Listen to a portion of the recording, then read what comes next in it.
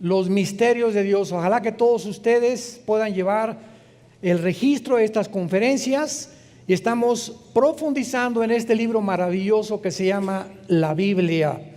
Y como cristianos, yo tengo 42 años de cristiano, no puedo creer todavía que, y podríamos tener 500 años de cristianos, que hay pasajes de la Biblia que leemos y que el año que entra lo vuelves a leer y dices, aquí hay algo que yo ya había leído y no lo había notado. Y lo puedes leer 500 veces, por ejemplo, el Evangelio de Juan, y descubrimos secretos, ahí estaban, pero no teníamos la iluminación del Espíritu Santo para entender la mente que está escondida, encriptada. Por eso Jesús hablaba en parábolas, porque escondía las verdades espirituales en un lenguaje sencillo para que solo aquellos que tienen a Jesús y que siguen a Jesús los pudieran comprender. Por ejemplo, en Mateo 13 Jesús les dice a los discípulos, cuando habló de la parábola del sembrador, vengan para acá. En la semilla, el sembrador, las espinas, las piedras, etcétera, etcétera, la gente no entiende que estoy hablando simbólicamente o metafóricamente, pero a ustedes, les dice Cristo a sus discípulos, les es dado conocer los secretos de los misterios de Dios. Como dice Deuteronomio 29:29, las cosas escondidas pertenecen a Dios, mas las reveladas a sus hijos. Entonces, no nos imaginamos los tesoros que Dios tiene escondidos en este maravilloso libro que estamos a través de esta serie descubriendo y maravillándonos y llenándonos cada día de estas piedras preciosas escondidas que ahí están encriptadas, esperando que haya cristianos diligentes que las puedan desenterrar y que podamos descubrir que es un libro sobrenatural. Voy a continuar en este momento a desarrollar el misterio de la eternidad. El misterio de la eternidad. El tiempo siempre ha sido uno de los misterios por muchas generaciones. Cuando Génesis 1:1 dice en el principio, Dios creó los cielos y la tierra, estaba involucrando el principio de tres cosas, si quieres tomar nota, y gracias a Dios que haya personas astrofísicas que nos acompañan o que puedan escuchar, que la Biblia es un libro, está relacionado con la física, con la química, con la genética, con la antropología, con la sociología, la arqueología, en fin, con todas las disciplinas académicas que puedas mencionar. Entonces, cuando dice la Biblia, en el principio Dios creó los cielos y la tierra, está hablando del principio del tiempo, de la materia y del espacio. Del tiempo, la materia y el espacio. Muy bien. Si Dios está diciendo que en el principio había el tiempo y comenzó el tiempo a existir, ¿qué significa? Que antes de eso no existía el tiempo. ¿Me van siguiendo? Antes de eso no había materia. Antes de eso no había espacio. Dice la Biblia que las cosas que se ven fueron hechas de las que no se veían. Entonces había un mundo antes que nosotros, invisible espiritual, donde estas entidades espirituales, que la Biblia le llama ángeles, comenzaron cuando Dios crea el tiempo y la materia y el espacio, pudieron entrar a nuestras dimensiones, como lo vamos a ir poco a poco desarrollando, y estos ángeles o entidades espirituales, al entrar a nuestra dimensión, dejando su dimensión, comen como nosotros, duermen como nosotros, se parecen a nosotros y muchas veces tienen conocimientos actualmente de sabiduría que nosotros no tenemos. Entonces, esto es muy interesante porque ¿alguna vez has pensado tú qué es el tiempo? ¿Cómo podríamos definir la palabra tiempo? Hay una frase muy conocida de los marineros y dicen: el tiempo y las mareas no se pueden detener. Muy bien, nosotros hemos inventado desde la antigüedad muchas formas para definir el tiempo, porque en la antigüedad pues se veía la posición del sol en el cielo, más tarde se inventaron los relojes de arena, después los de bolsillo, y actualmente tenemos relojes pues de pulsera, de pared, computadoras, internet, donde todos los días estamos midiendo lo que es el tiempo. Vean ustedes este ejemplo. ¿Cuál es el presente ahorita de todo lo que les he compartido? El presente es una parte infinitesimal entre el pasado y el futuro. Cuando yo estoy hablando, ya pasó. El presente es infinitesimal y estamos entre el pasado y el futuro. Cada milésima de segundo que pasa, ese fue el presente y ya no existe. Lo que hace una milésima de segundo tú estabas pensando o haciendo ya no existe, porque ya forma parte del pasado. Entonces vemos cómo el tiempo es algo que viene así y al mismo tiempo se viene proyectando hacia el futuro, pero no quiero que se empachen todavía. Veamos por ejemplo en Apocalipsis capítulo 10 versículo 6, que la Biblia dice en este último libro de la Biblia, Apocalipsis 10:6, y juró por el que vive por los siglos de los siglos, que creó el cielo y las cosas que están en él, la tierra y las cosas que están en ella, y el mar y las cosas que están en él, que el tiempo no sería más. La Biblia nos muestra que viene una época o un tiempo donde ese tiempo en el cual tú y yo formamos parte, que es el pasado, el presente y el futuro, ya no va a existir. Y esta es la razón, me estoy adelantando bastante, esta es la razón por la cual hay muchos teólogos que creen que las almas en el infierno no van a poder durar en la eternidad, porque van a ser aniquiladas o destruidas. Entonces una vez me acuerdo de una reunión que tuvimos de pastores, me hicieron esa pregunta a mí: ¿usted qué piensa del infierno? ¿Será algo eterno o será algo temporal? Y entonces cuando venimos a la Biblia descubrimos que ahorita, después de esta época que se llama la iglesia, ¿qué sigue? Los 7 años de la tribulación, donde la iglesia no puede estar, porque estos 7 años le faltan al calendario de Israel. A ver qué trato de decirles. Daniel profetizó en el capítulo 9 las semanas 70 de Daniel, ¿ok? Que iban a pasar 490 años, 7 por 7, 49, son semanas de años. Que iban a pasar 490 años desde hace 2600 años hasta que Cristo venga, cuando Dios termine con Israel, no la iglesia, Israel. Entonces, desde que Nehemías 2 se dictó la orden para reconstruir las murallas de Jerusalén hasta Cristo, pasaron 483 años.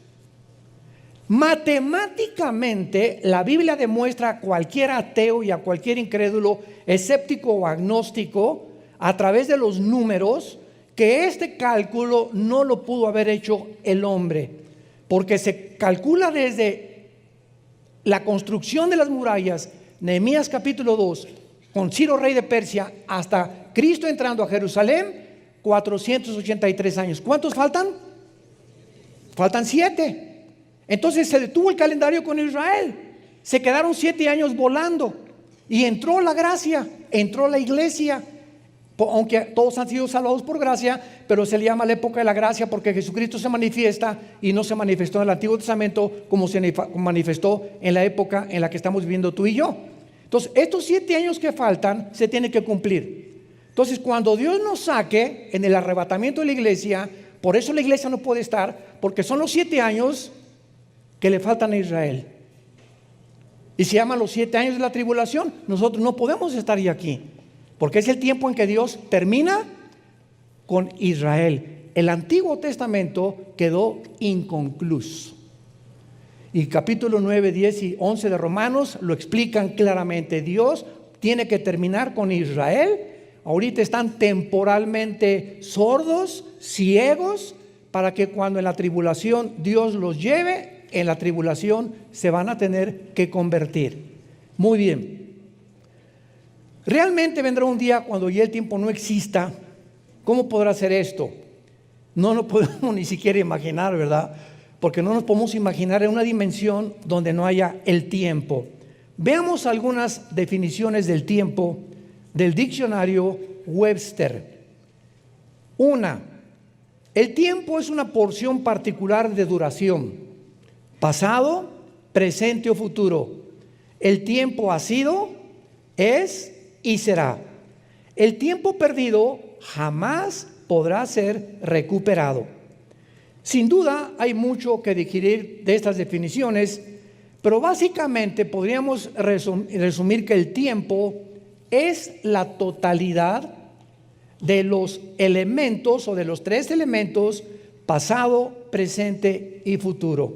Eso es lo que es el tiempo para nosotros: pasado, presente y futuro. Ahora bien, cuando venimos a la Biblia, libro de los libros, este libro es el único libro de los billones de volúmenes que existen en las librerías en el mundo entero, el único libro que contiene y la hiperdimensión. O sea, este libro nos transporta más allá del tiempo y antes del tiempo, y nos abre un panorama para mostrarnos lo que en el siglo pasado Alberto Einstein, el astrofísico y físico matemático alemán nacionalizado norteamericano, en 1920 más o menos 25, postuló su famosa teoría: energía igual a m, materia igual a la velocidad al cuadrado de la luz.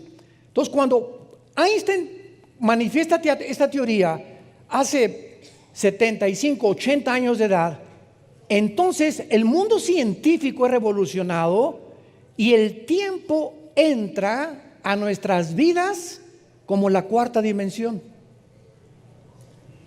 Antes de la fórmula de Einstein, el tiempo era arriba, abajo y a los lados. Tres dimensiones el ser humano vivía. Pero cuando Einstein descubre que el tiempo no existe, el tiempo no existe, lo vamos a comprobar ahorita, entra el tiempo a formar parte de la cuarta dimensión. Y antes que Einstein, la Biblia ya nos teletransportaba y nos mostraba la inexistencia del tiempo, más que de acuerdo a la forma como nosotros desde que nacemos y morimos contamos los años, los minutos, los segundos, etcétera, etcétera. Y les voy a dar este ejemplo. Hace 2000 años se escribió el último libro de la Biblia, el Apocalipsis. ¿Ok? ¿Hace cuánto? 2000. Hace 2000 años, muy bien. Hace 2000 años el apóstol Juan, lo vamos a ver más adelante, fue sacado de su cuerpo. Apocalipsis capítulo 4. Fue sacado de su cuerpo y fue trasladado 2000 años después al futuro. Juan estaba allá hace 2000 años. Y Juan es transportado 2000 años para ver cómo va a terminar la humanidad. Vio al anticristo, vio a la gran ramera, vio las copas, vio los sellos, vio las cosas que cuando él estaba vivo no estaba sucediendo. Entonces Juan vio algo que va a suceder, que no ha sucedido en el presente y que ya sucedió. Les dije que se les iban a fundir los fusibles. Cuando yo descubrí esto y me di cuenta, ¿verdad?, ¿cómo es posible que la Biblia nos muestra que sí se puede viajar en el tiempo? ¿Y cuántas películas hay acerca de esto? Viajeros del espacio, o personas que se transportan o que regresan en el pasado a la época de Hernán Cortés y que aparecen de repente en la época de Hernán Cortés vestidos diferentes y regresan otra vez al siglo XX de donde fueron sacados. Cantidad de películas hay de este aspecto, pero quiero mostrarles a ustedes los ejemplos que la Biblia nos da de estas personas que han sido sacadas de su cuerpo, han sido transportadas al pasado y al futuro. Ezequiel capítulo 8. Veamos primero con el profeta Ezequiel. Todo esto está en la Biblia Y muchos no lo han descubierto porque siguen con telenovelas, perdiendo el tiempo, que no jamás se recupera en toda tu vida. Dice Ezequiel capítulo 8, en el 6º año, en el mes 6º, a los 5 días del mes, aconteció, es Ezequiel que está describiendo esto, que yo estaba sentado en mi casa y los ancianos, o sea, los líderes de Judá, estaban sentados delante de mí. O sea, Ezequiel se encontraba cautivo en Babilonia. Y allí se posó sobre mí la mano de Jehová el Señor. Y miré, he aquí una figura que parecía de hombre, desde los lomos para abajo, fuego, desde sus lomos para arriba, parecía resplandor, el aspecto de bronce refulgente. Él está describiendo a un ángel, que así es como se describen en Daniel también. Entonces ahí está sentado Ezequiel, se le aparece un ángel. Y aquella figura extendió la mano y me tomó por las orejas, o sea, traía trenzas en su cabello Ezequiel, y el espíritu me alzó, o sea, lo sacó de su cuerpo entre el cielo y la tierra, entre el cielo y la tierra, no arriba del cielo, entre el cielo y la tierra, donde el tiempo existe. Y me llevó en visiones de Dios a Jerusalén. En otras palabras, aquí está Ezequiel. Señor, ¿por qué estamos sufriendo todos los judíos? ¿Por qué estamos aquí en Babilonia exiliados, sin altar, sin sacerdotes, sin ofrendas, sin ovejas, sin nada? ¿Qué pasó, Señor? Realmente quiero saber. Eso es lo que anteriormente estaba Ezequiel pensando. Entonces Dios lo saca de su cuerpo y lo lleva al pasado a mostrarle a Ezequiel la razón por la cual se encontraban ellos en el exilio. Y cuando Ezequiel descubre todo lo que Dios le muestra, por ejemplo, en el versículo 5, Dios le dice, me dijo, hijo de hombre, alza tus ojos hacia el norte. Alcé mis ojos hacia el norte, he aquí al norte, junto a la puerta del altar, aquella imagen del cielo. Lo primero que Dios le muestra a Ezequiel es que en la entrada de lo que ellos tenían como el templo sagrado, había ídolos. Se habían vuelto a la idolatría, la imagen del celo, porque dice Santiago 4:4 que Dios es un Dios celoso. Y cuando nosotros dejamos a Dios siendo cristianos, por la novia, por el novio, por el deporte, por lo que sea, provocamos a celos a Dios. Son celos santos. ¿Qué significa esto? Que por el amor que Dios nos tiene, Él sabe que en cuanto nos alejamos de Él, comenzamos a autodestruirnos. Comenzamos a hacernos daño, creyendo que es mucho mejor lo que el mundo nos ofrece. No es cierto, no es cierto, no es cierto. Entonces Dios tiene que intervenir, lo que se llama en Hebreos 12 la disciplina de Dios, porque Dios al que ama duro y duro y duro, pau, pau, pau. Porque si no nos hace pau, pau y pau, Dios no nos pudiera amar.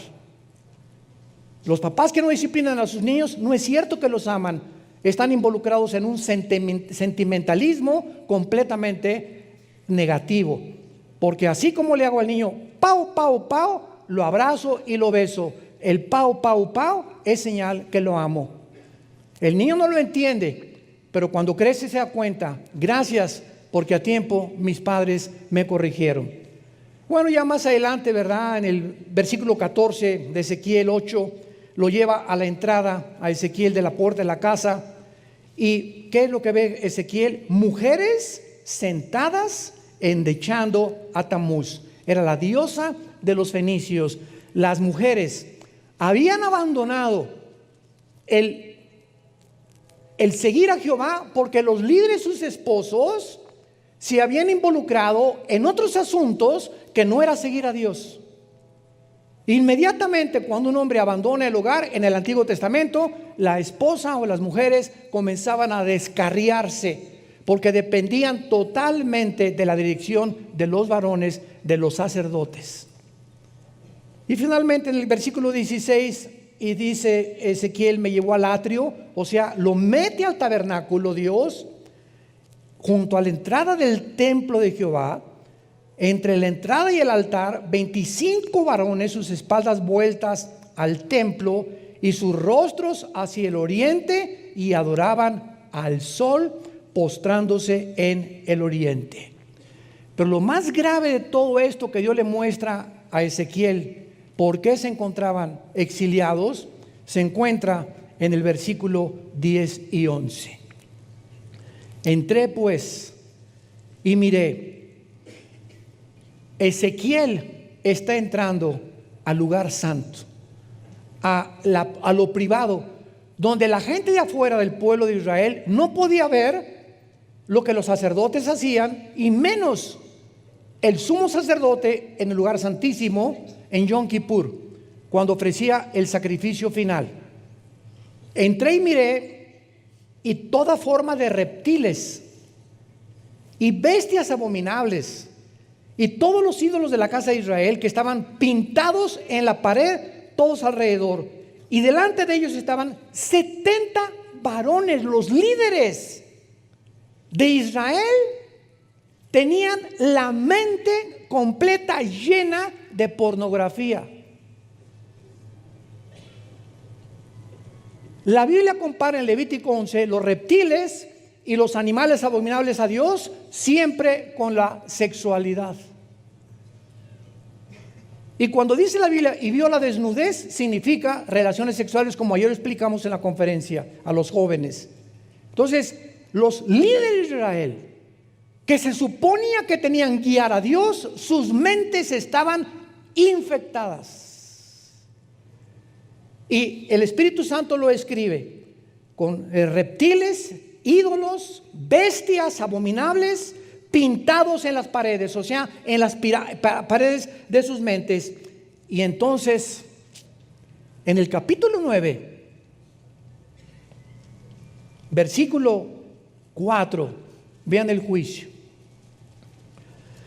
Le dijo Jehová, pasa por el medio al ángel, por el medio de Jerusalén, ponles una señal en la frente a los hombres que gimen y que claman a causa de estas abominaciones que hacen en medio. Y a los otros dijo, a los otros ángeles, pasad por el medio de la ciudad, matad, no perdone vuestro ojo, ni tenga misericordia. Maten viejos, jóvenes, vírgenes, niños, mujeres, hasta que no con ninguno, y comenzaréis con el Partido Comunista. Comiencen con los prostíbulos, comiencen con todos los que se han involucrado en transgénero,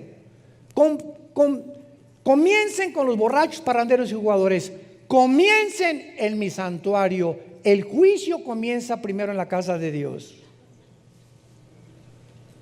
Y lo confirma 1 Pedro capítulo 3 en el Nuevo Testamento. Si Dios va a juzgar al mundo, va a comenzar con nosotros. Antes de que Dios siga con más juicio en el mundo, va a comenzar a limpiar su iglesia.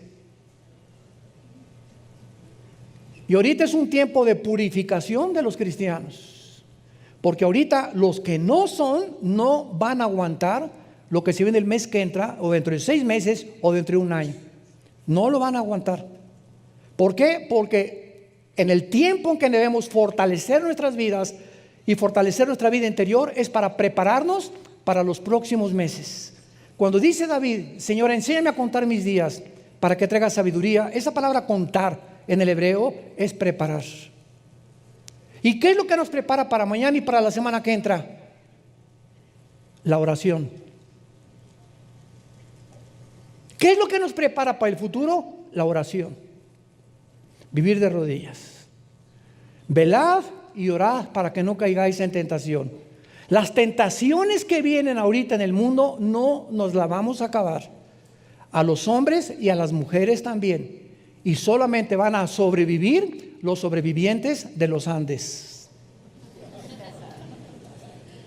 Aquellos que han podido darse cuenta que estamos en una guerra espiritual. No estamos en Disneylandia ni en Reino Aventura. Estamos en una guerra espiritual. Y todo esto va a pasar ya. Pero los únicos que van a sobrevivir van a ser los guerreros, los que vivieron de rodillas y tomaron en serio su palabra. Comiencen con mi santuario. Impresionante. Este hombre, Ezequiel, viajó al pasado. Se dio cuenta por qué Dios los mandó 70 años exiliados allá a Babilonia, para que allá, bajo el exilio, bajo la presión, bajo el sufrimiento, la falta de comida, la falta de cine, la falta de todo, compararan con la vida que Dios quiere darnos. Y ahí pudieran arrepentirse ellos y darse cuenta que separados de Él, nada podemos hacer. Veamos ahora en 2 Corintios 12 otro ejemplo de otro hombre, el apóstol Pablo, que es sacado de su cuerpo. Y él no es transportado al pasado ni al futuro. Simplemente Pablo sale como Ezequiel de nuestra dimensión. Dice 2 Corintios 12, ciertamente, quiero recalcar esto, cuando Pablo está escribiendo esto, ya habían pasado 15 años de su experiencia que va a narrar a continuación.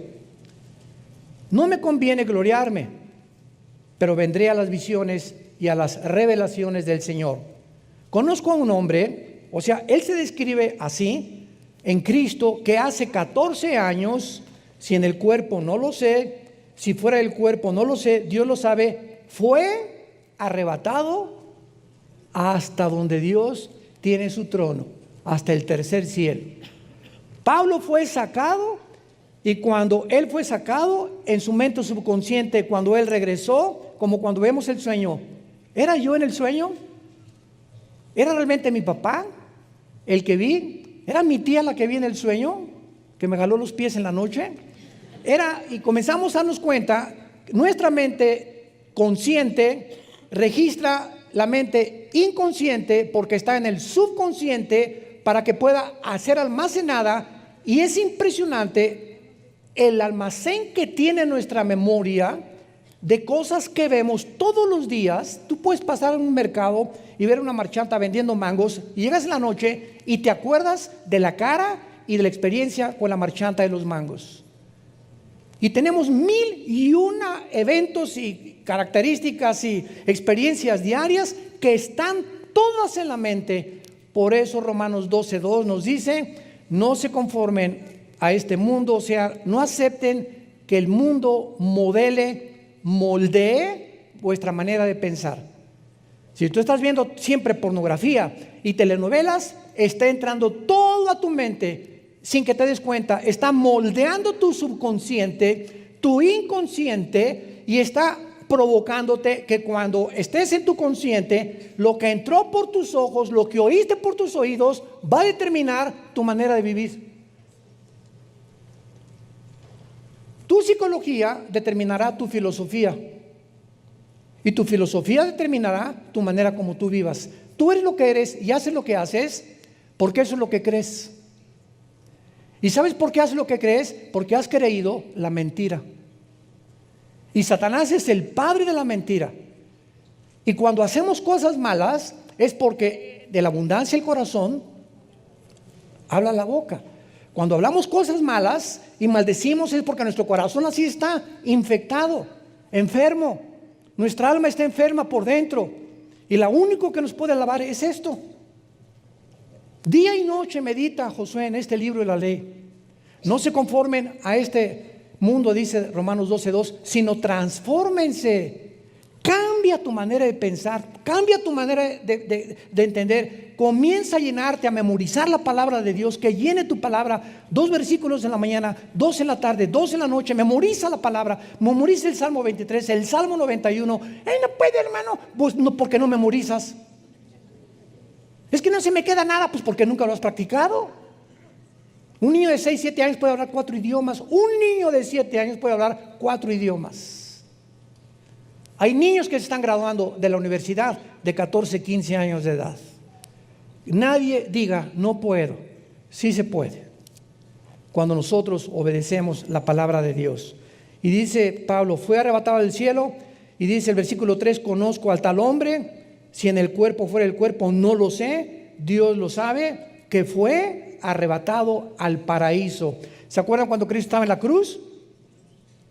¿Qué le dijo al ladrón? ¿Hoy estarás conmigo? Estaba el paraíso todavía en el centro de la tierra. En el centro de la tierra. Después de la cruz, el paraíso ya no está en el centro de la tierra. Lo único que está en el centro de la tierra es el infierno. Ahí está todavía el infierno en el centro de la tierra. Pero Pablo dice, fui arrebatado al paraíso. El paraíso se subió al cielo. Porque todos los que estaban en el paraíso, esperando desde Adán hasta la muerte de Cristo, su crucifixión, fueron sacados de ahí y trasladados al cielo con Dios. Entonces el ladrón junto a la cruz bajó con Cristo en esos 3 días, y cuando resucitó Cristo se llevó a todos para que pudiéramos de la cruz a nuestros días, ausentes del cuerpo, presentes en el Señor. Y finalmente tenemos al apóstol Juan, Apocalipsis capítulo 4, que se encuentra exiliado por un emperador romano en la isla de Patmos, que está junto al mar Egeo. Está exactamente al occidente de Grecia. Si estás en la península griega, a la izquierda, en el occidente, ahí está la isla de Patmos. Y dice Juan, cuando estaba ahí en la isla, después de que describe los candeleros del capítulo 2 y 3, después de esto, miré, he aquí una puerta abierta en el cielo. La Biblia nos muestra que hay muchos hombres que estando aquí en la tierra, Dios les permite abrir el primer cielo, el segundo cielo y ver el tercer cielo. Cuando Esteban, ¿se acuerdan? Hechos capítulo 7, lo están matando a pedradas.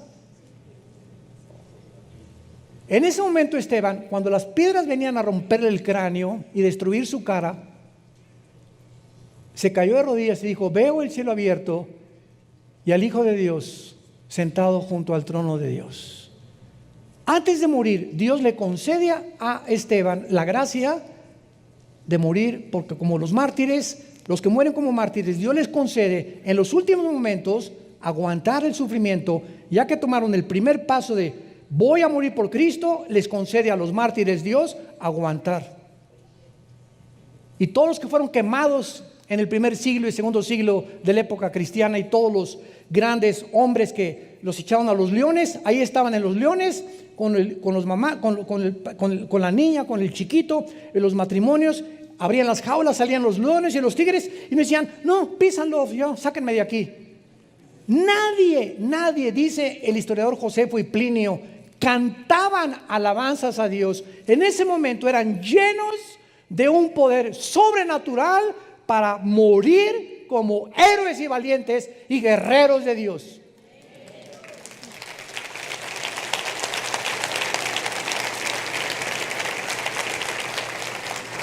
Pero si tú no vives para Dios en esta vida, tampoco estarás listo para morir por Él.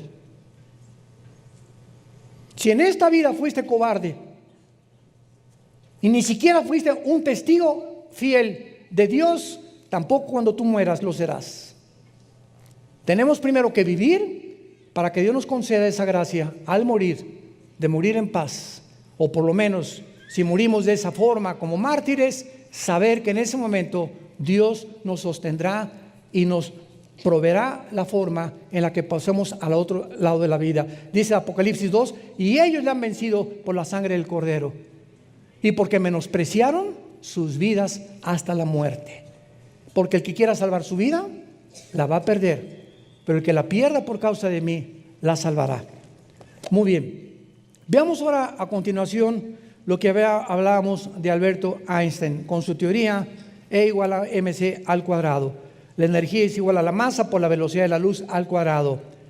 Veamos algunos aspectos acerca del tiempo. En Isaías 57, versículo 15, ya entramos un poco más profundo en este momento. De aquí en adelante vamos a ver que básicamente Einstein creía que era posible, vuelvo a repetir, viajar en el tiempo. Einstein lo aseguró, y esto es algo bíblico. Antes de que cualquier científico, astrofísico, psiquiatra, psicólogo, lo que tú me quieras mencionar, postule algo de genético, lo que sea, la Biblia ya lo decía con siglos de anticipación. Entonces vemos que Dios toma varias personas en la Biblia, como lo hemos visto, Y vemos a continuación que realmente en el cielo no existe el tiempo. En el cielo no existe el tiempo, porque Dios es el que habita en el pasado, en el futuro o en dónde. Isaías 57:15. Así dijo el alto y sublime, el que habita en la eternidad, no el que habita en la dimensión de nosotros, y cuyo nombre es el Santo. Yo habito en la altura y la santidad, y con el quebrantado y humilde de espíritu, para vivificar o para hacer vivir el espíritu de los humildes. Nada más. Y para vivificar el corazón de los quebrantados. El mismo Dios que habita fuera de nuestra dimensión, de 4 dimensiones donde vivimos nosotros, todo el universo, hasta la última estrella y hasta el último planeta que pudiera existir, o hasta el último hoyo negro que se perciba en el cielo cósmico, todo el universo en el cual nos encontramos nosotros, en el planeta Tierra, todo el universo está bajo 4 dimensiones. Bajo 4 dimensiones. Y arriba de ese universo, nosotros pensamos, habrá una nave que salga de la Tierra a más que la velocidad de 300,000 kilómetros por segundo, que es la velocidad de la luz, y que podamos llegar al cielo, donde está Dios. No, porque ese cielo donde está Dios no está dentro del final del universo. Está fuera completamente de las 4 dimensiones donde exista la materia y donde existe el tiempo. Y es igual también cuando alguien dice, ¿y si hacemos un pozo en la tierra, llegaremos al infierno? No, porque abajo en la tierra no es Cancún. En el centro de la tierra, lo único que sabemos es que hay fuego. Esto es científico, por los geofísicos, es fuego. Pero si bajamos al cielo de la tierra, no vamos a encontrar el infierno, porque el infierno se encuentra en otra dimensión. En una dimensión donde los que están en el infierno están bajo una llama que no se queman. Están vivos y tienen memoria. Y recuerdan lo que hicieron en la tierra. Pero al mismo tiempo, ahí tienen ya 2,000, 3,000 años y no han envejecido. Están esperando ser sacados para ser lanzados después del milenio al lago de fuego. Entonces no vamos a poder encontrar el infierno, porque es otra dimensión invisible a nuestros ojos, que es más real que la de nosotros. Porque ellos, o los ángeles que pertenecen a esa dimensión, como los que están en el infierno y en el cielo, tienen acceso a nuestra dimensión. Nosotros estamos limitados de salir de nuestras 4 dimensiones, más que en los casos excepcionales que acabamos de mencionar. Cuando Dios sacó a Elías, también le abrió los ojos y vio los ejércitos de Dios. Ezequiel fue transportado al pasado. Pablo le reveló cosas Dios que dijo, no hay lenguaje para decirles lo que vi en el cielo.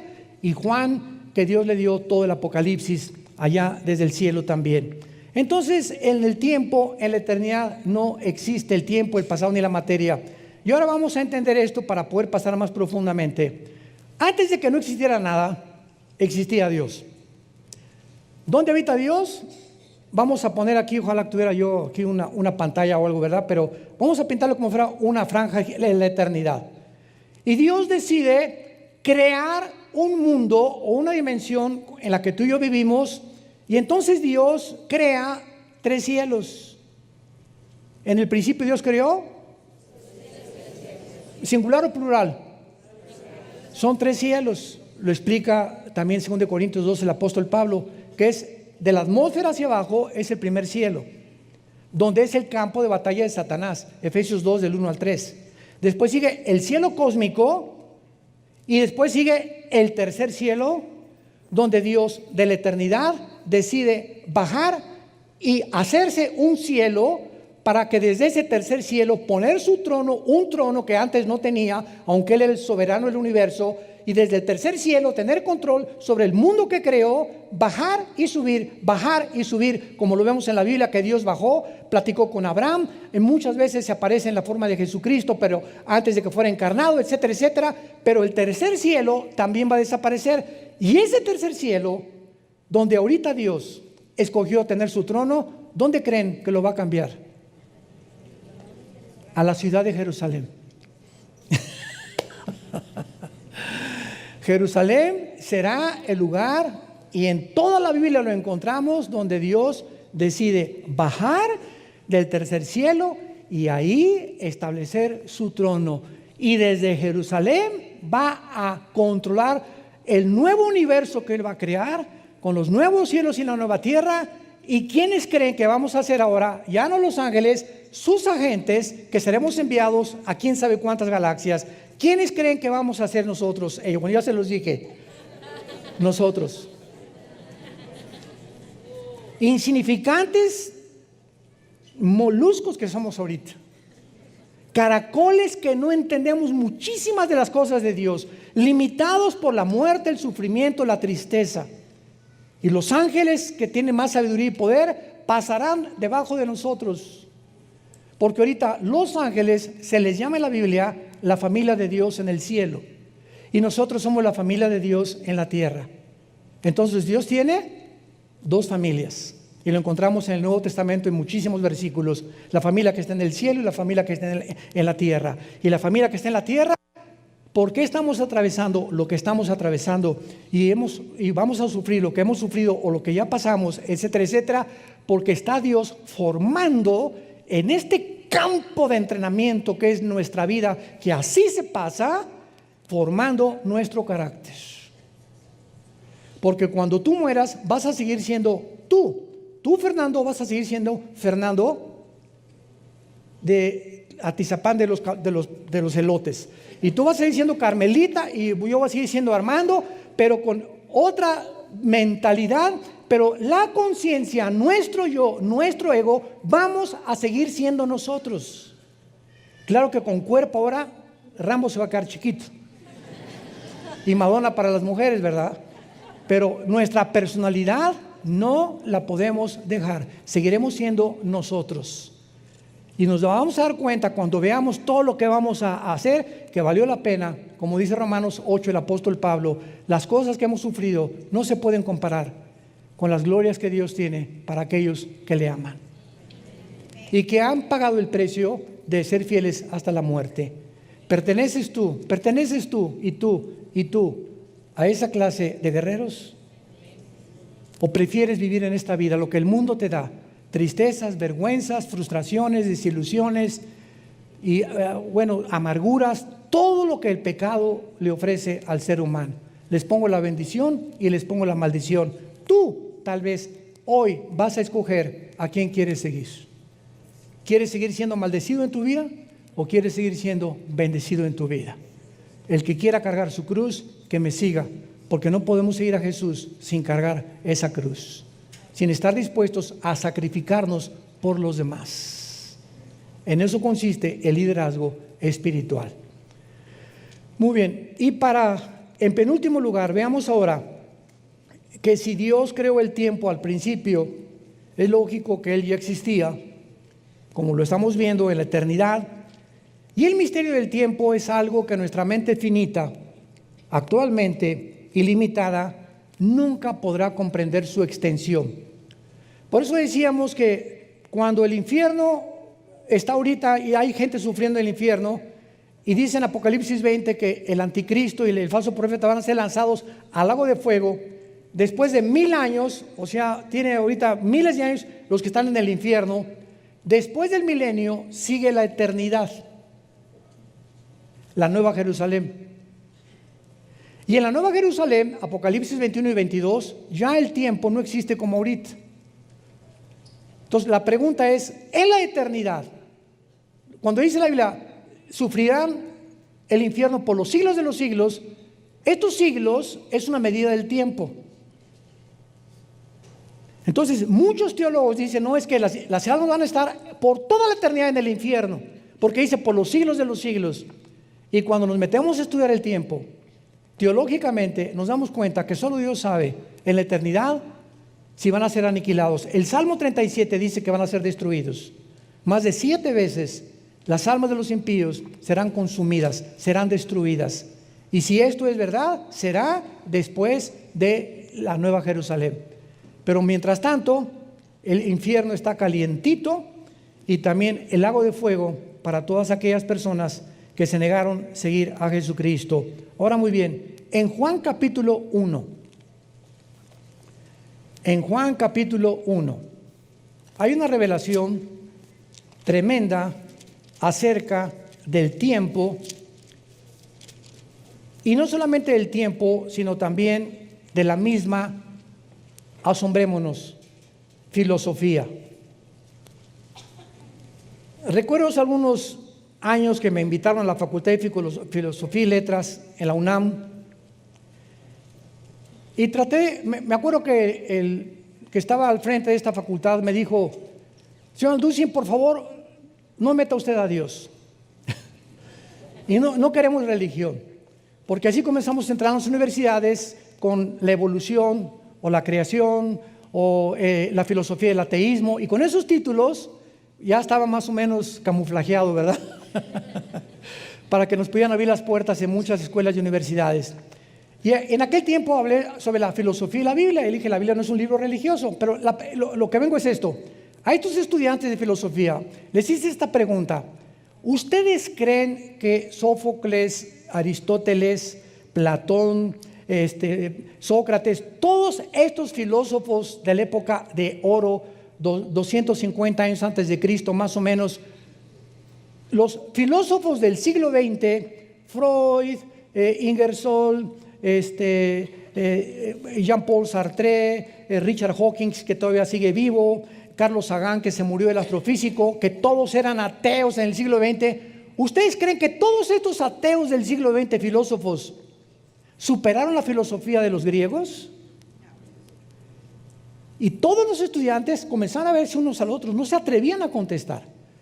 Y les dije: ¿saben por qué no se atreven a contestar? Porque es impresionante que esta filosofía de los griegos, que llegaron a una lógica elemental a conocer a Dios, los filósofos del siglo XX, ensoberbecidos por la tecnología y el descubrimiento y el ADN y las computadoras, llegaron a negar a Dios. Nunca en la historia ha habido tantos ateos más que en el siglo XX. Nunca en la historia. Los más grandes científicos, astrofísicos, matemáticos, como Blaise Pascal, cristiano; Isaac Newton, cristiano, nacidos de nuevo; Einstein no fue ateo; Louis Pasteur, Maxwell, el de las ondas, todos ellos eran personas que profesaban tener una relación con el Jesucristo a través de la Biblia. Entonces, estos estudiantes se quedaron así absortos, porque se dieron cuenta, ¿verdad?, de que cuando los filósofos griegos, que superaron en su lógica a los ateos que niegan a Dios, los filósofos griegos convierten a los ateos en payasos, en títeres, en personas que ya no usan la razón. Son ateos porque mi maestro era ateo, y porque tengo la fe del Che Guevara, y porque si no eres ateo no eres intelectual ni eres inteligente. Fíjense nada más los motivos por los cuales el ateísmo brilló en el siglo XX. ¿Y qué fue lo que dijo Sócrates? Pienso, luego existo. Existo, luego vivo. Si estoy vivo, tiene que haber una causa para mi existencia. Y si esta causa no está en mí, trasciende mi humanidad y mi inteligencia.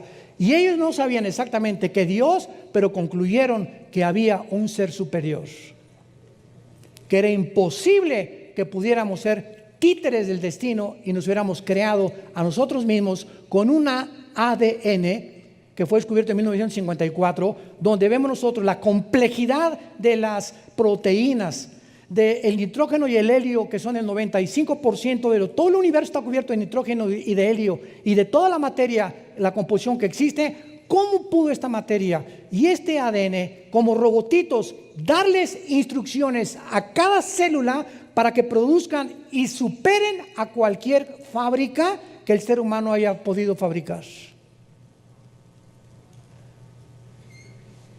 Profesando ser sabios, dice Romanos 1, 20 y 22, se hicieron necios.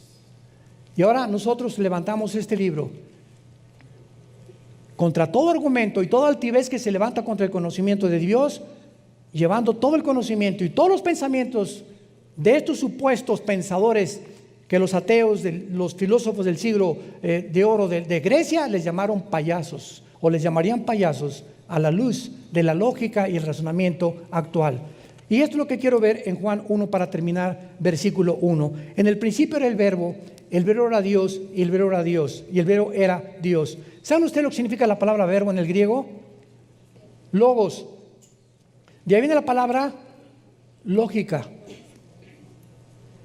Vamos a rascarle. En el principio era la lógica. Sabemos que era Jesús. Cuando Jesús aparece en el mundo, Él es la lógica de Dios. ¿Qué quiero decir con esto? Que cuando nosotros venimos a la Biblia, esto es muy importante para terminar. Cuando venimos a la Biblia, Dios nos da mandamientos lógicos. Y nos dice, no cometerás inmoralidad. Escúchenme, si yo a mis hijos les digo, no vayas a la discoteca, sin la lógica detrás de esa orden que les estoy dando, o sea, sin explicarles, mira, hay drogas, hay esto, y con esa lógica mis hijos ya entienden por qué no venir, pero si les digo, no vayas, porque se tienen que someter, es la ley. Soy un padre legalista. Cuando tú ordenas sin dar una razón por lo cual tú estás ordenando, no hay lógica detrás. Y cuando nosotros los cristianos creemos, no simplemente lo creo, porque lo creo, sin entender por qué Dios nos dice lo que nos dice, estamos viviendo una vida legalista. El otro día una persona nos preguntó a mi esposa y a mí que si podía ir al doctor, que por qué ella tenía fe en Dios, y que su pastor le dijo que si iba al doctor no tenía fe. Le dije, la fe no está divorciada del sentido común. La lógica me dice, como dijo Charles Spurgeon, si me enfermo le pido a Dios, y si no me cura Dios voy al mejor médico de la ciudad, porque también Dios cura a través de la medicina.